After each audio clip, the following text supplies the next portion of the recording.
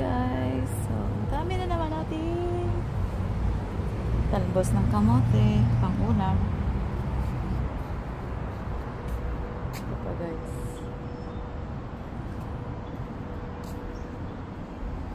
Ulam today. Ito, may nakuha na tayo. Ito yan galing. Gugulayin natin. Mamaya. Tawag dito. Papakuluan natin. Tapos, sausaw sa suka, kamatis, sibuyas. Sarap.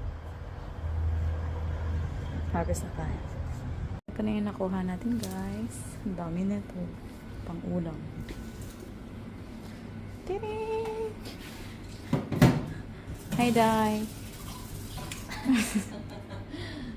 Ang dami na natin pang ulam.